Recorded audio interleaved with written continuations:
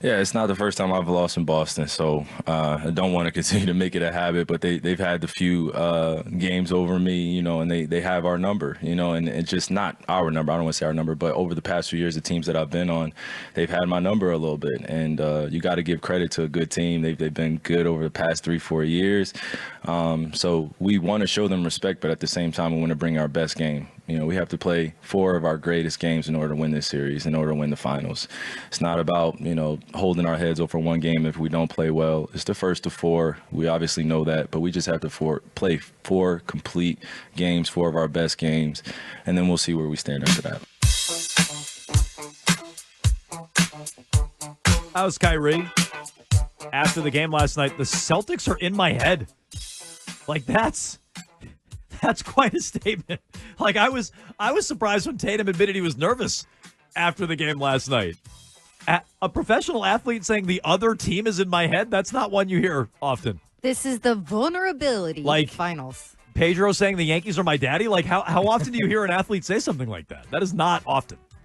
Maybe it's just new generation, Maybe. Although Kyrie's like closer to like our generation. He is. I mean, you were there last night, Mego. Did that jump out to you?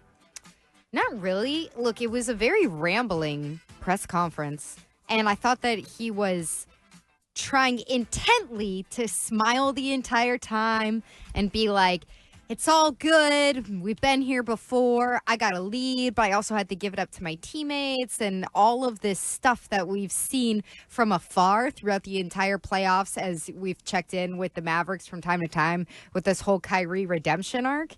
So I don't know. It was hard for other than I thought it was going to be a little bit louder here for anything else to really jump out that much because it was just so much word salad of happiness and gratefulness and then one weird little thing in there. Yeah, I'm interested in this whole thing with the fan that we sort of heard about. I'm interested in what that was and how that all went down because I didn't see that, and they made a point on the ESPN broadcast of saying that they're chanting at Kyrie, but it's not that loud. It's not that raucous. It's not that intense. They said that a few times. They're like, oh, they're booing him, but it's not that much. Did they say that in the second half? Because in the second half, it was noticeably bad. I guess not. Maybe it was in the first half. But saying that, but I remember them saying it. And thinking, well, why would they be quiet in the first half? That doesn't make sense. They definitely said it, and it did not, I'm telling you, it did not translate on the broadcast. Now, again, you were in the building. John in the car when he called in earlier was in the building last night. He said it was loud.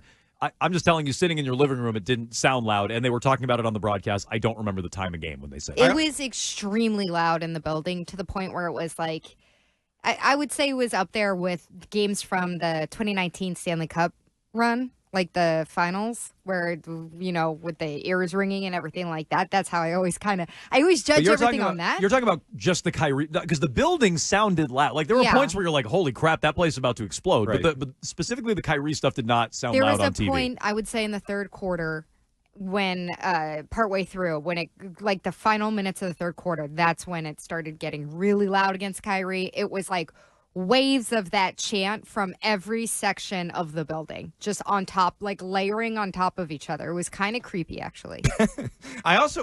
Then how come no one noticed that he's going back and forth? I feel like that's something a broadcast would know. Kyrie's really going at it. Wow, Kyrie seems distracted. He's when John Starks was going back and forth with, what's his name? Or Reggie Miller was going back and forth with Spike Lee. Yeah. They talked about it. They're like, oh, wow, they're really going after Spike. If there was someone giving it to Kyrie and he was distracted by it and having a bad game, you think they'd mention that? Yeah, you would. So Gorman, I guess, said he knew that, or he saw last night that Kyrie was going back and forth with a fan and failed to get back on defense. Bill Simmons said this on his podcast as well, that Kyrie was just going back and forth. This fan was hollering at him all game long. McLovin, man, he was really, really giving it to him. So I don't know. Again, I wasn't there. We can only see what they're showing on television last night. The things Taco Fall said would just make you blush. Those 9 Eagles, which, by the way, that ended up being an accurate list, Arkin. Yeah. No, I mean, so you apologize to Taylor Snow. You were very skeptical of his list yesterday. I thought it was something that they just cut. You remember that list, Coachella list with all Karen Reed on it and stuff that your friend made. Megan Johnson.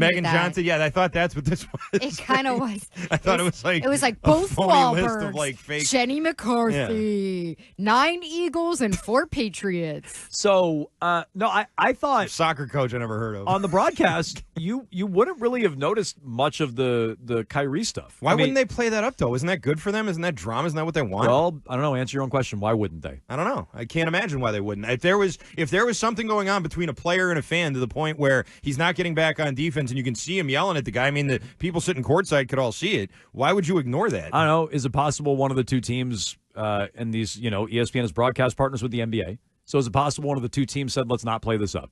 And if I had to guess, that would be the Celtics because side. of the racial implications. Yeah, I guess that's If I had to possible, guess, that would be the Celtics side saying, can we like not play this up? But the reports or people talking, it didn't have a racial context. No, to it, right? but I'm saying But they feel like that looks going bad, into yeah. the series, the NBA, the Celtics, ESPN say, hey, guys, can we like that? Let's steer it away from that. Yeah, report on what's happening, but like let's not turn this into a thing because the history in this town. I mean, I would you be surprised if the Celtics leaned on a broadcast partner?